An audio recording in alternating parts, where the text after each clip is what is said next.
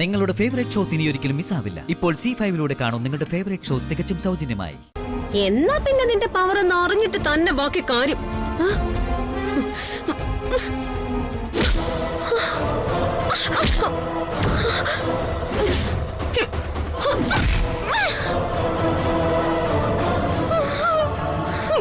ഓടി പോയി തരത്തി പോയി കളിക്ക്.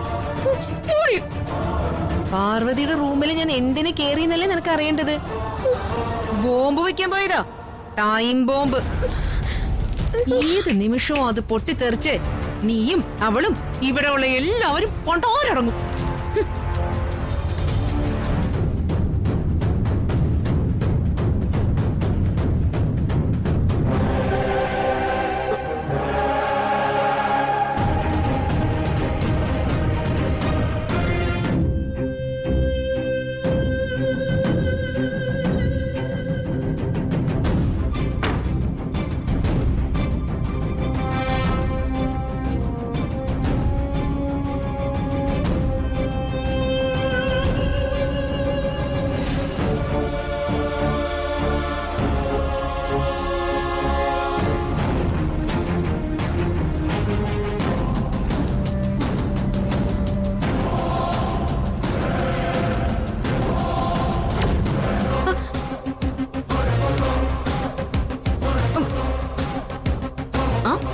എല്ലാവരുടെയും കണ്ണു വെട്ടിക്കാൻ നിനക്ക് കഴിയായിരിക്കും.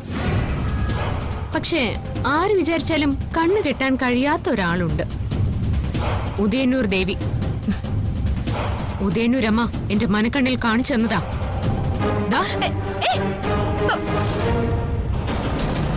ഇത് അത് ഞാൻ എന്ത് വേണം?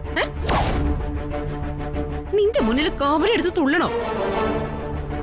കൈ വിടറി വീട്ടാ പറഞ്ഞേ.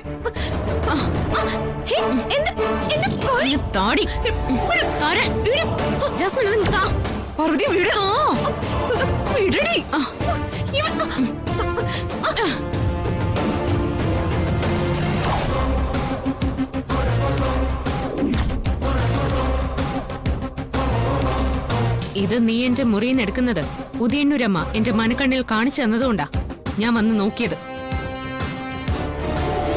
ഉദയന്നൂരമ്മ ഇതെന്റെ മനക്കണ്ണിൽ കാണിച്ചു തന്നിട്ടുണ്ടെങ്കിൽ അതിന്റെ അർത്ഥം പൂക്കൾ പരിശോധിച്ചപ്പോൾ കണ്ടത് ഈ മേക്കപ്പ് സാധനങ്ങളുടെ അംശമാണ്. ഉദയന്നൂരമ്മ പോലും നിന്നെ ചൂണ്ടിക്കാണിക്കാൻ തുടങ്ങി ജാസ്മിൻ. നിന്റെ നാശം അടുത്തുന്നാ അതിന്റെ അർത്ഥം.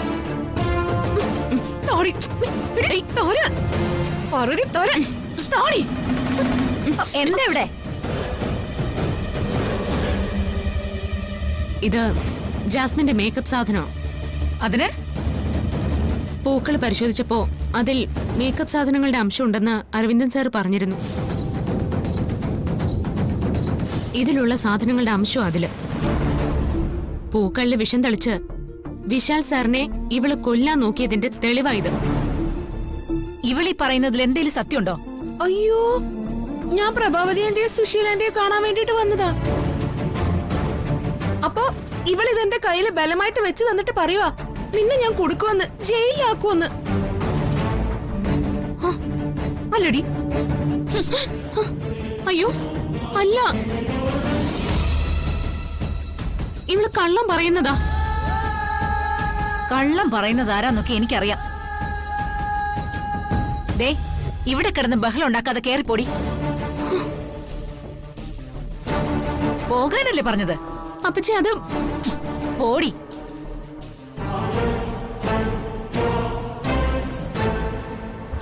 ആ നിന്നെ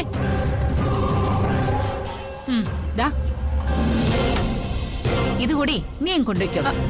ഹാ, നീ വിഷമിക്കണ്ട. നിനക്ക് പുതിയത് ഞാൻ മേടിച്ചു തരാം.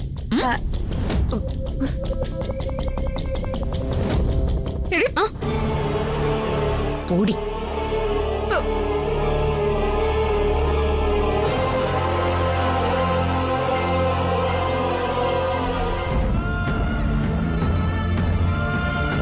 ചെറിയമ്മ, തെറ്റ് ചെയ്തവരെ ഭയപ്പെടുകയുള്ളൂ. അമ്മ തെറ്റ് ചെയ്തു, അതാ ഈ ഭയത്തിന് കാരണം. ഗായത്രി അമ്മയുടെ മരണത്തിന് പിന്നിൽ അമ്മയുടെ ഇടപെടലുണ്ട് എന്നതിനുള്ള തെളിവാ ഇപ്പോഴത്തെ അമ്മയുടെ ഈ പരിഭ്രമം. ആ സമ്മാന പെട്ടിയിൽ എന്തോ രഹസ്യം ഉണ്ടെന്നുള്ളത് സത്യമായിട്ടുള്ള കാര്യമാ ചെറിയമ്മ. അത് ചെറിയമ്മയുടെ കയ്യിൽ സുരക്ഷിതമായിട്ട് ഇരിക്കുന്നിടത്തോളം കാലം അമ്മ ഇങ്ങനെ ഭ്രാന്ത് പിടിച്ച് നടക്കുകയുള്ളൂ. രഹസ്യം പുറത്താവുന്നതുവരെ അങ്ങനെ തന്നെ നടക്കട്ടെ. ഗോപിയേട്ടന്റെ സ്കാനിംഗ് റിപ്പോർട്ടായിട്ട് ഡോക്ടർ വന്നിട്ടുണ്ട്. അത് പറയാനാ ഞാനിപ്പോ ഇങ്ങോട്ട് വന്നത്. എല്ലാരും കൂട്ടം കൂടി ആ മുറിയിൽ നിൽക്കണ്ടെന്ന് ഡോക്ടർ പറഞ്ഞു. എല്ലാരും ആ മുറിക്ക് പുറത്തിറങ്ങി നിപ്പുണ്ട്. കുറച്ചു കഴിഞ്ഞ് നീ പോയി വിശാലിനോട് ഡോക്ടർ പറഞ്ഞ കാര്യങ്ങളൊന്ന് ചോദിച്ചു മനസ്സിലാക്കണം. ശരി ചെറിയമ്മ.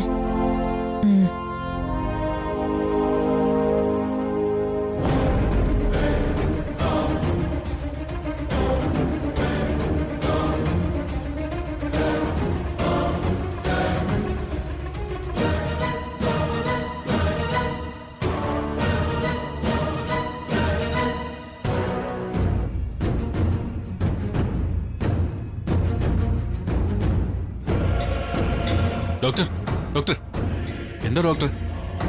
ഡോക്ടർ ഒന്നും പറഞ്ഞില്ല. ഈ റിപ്പോർട്ടിൽ എന്താ ഉള്ളത്?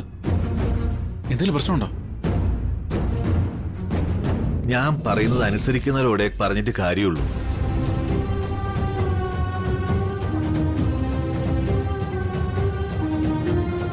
ഹോസ്പിറ്റലിൽ കിട്ടുന്ന അതേ കെയർ ഇവിടെ നിങ്ങൾ കൊടുക്കാന്ന് പറഞ്ഞതുകൊണ്ടല്ലേ ഇങ്ങനെ കിടത്താൻ ഞാൻ സമ്മതിച്ചത്. പേഷ്യന്റിന്റെ മനസ്സ് വിഷമിപ്പിക്കാതെ നോക്കണമെന്ന് ഞാൻ പറഞ്ഞിരുന്നതല്ലേ. എന്താ ഡോക്ടർ റിപ്പോർട്ടിൽ എന്താ ഉള്ളത്? ബ്രെയിനിൽ ലൈറ്റ് ബ്ലീഡിംഗ് ഉണ്ടായിട്ടുണ്ട്.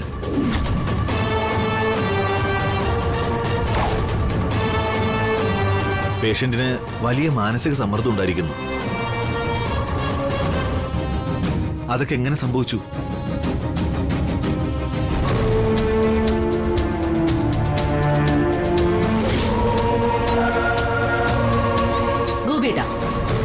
ആദ്യത്തെ പ്രശ്നം, ആദ്യ ഭാര്യയായ ഗായത്രിയുടെ മരണം. അതൊരു കൊലപാതകമായിരുന്നു. മീറ്റിംഗിനായി പോയ ഗായത്രിക്ക് അവര് ചായയും കാപ്പിയും ഒക്കെ ചൂടോടെ കുടിക്കുന്ന ഫ്ലാസ്കിൽ ഞാൻ വിഷം ചേർത്തിരുന്നു. അന്ന് വിശാലിനൊരു ആക്സിഡന്റ് സംഭവിച്ചില്ലേ? ആ കാറിന്റെ ബ്രേക്ക് അഴിച്ചുവിട്ടത് അവനായിരുന്നു കേട്ടോ, നമ്മുടെ പ്രതാപൻ.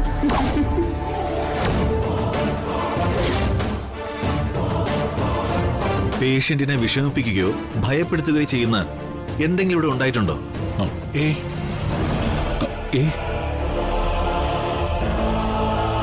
പേഷ്യന്റിന് വലിയ രീതിയിലുള്ള മാനസിക ആഘാതം സംഭവിച്ചിട്ടുണ്ട്. ഇല്ലെങ്കിൽ ഇങ്ങനെ സംഭവിക്കില്ല.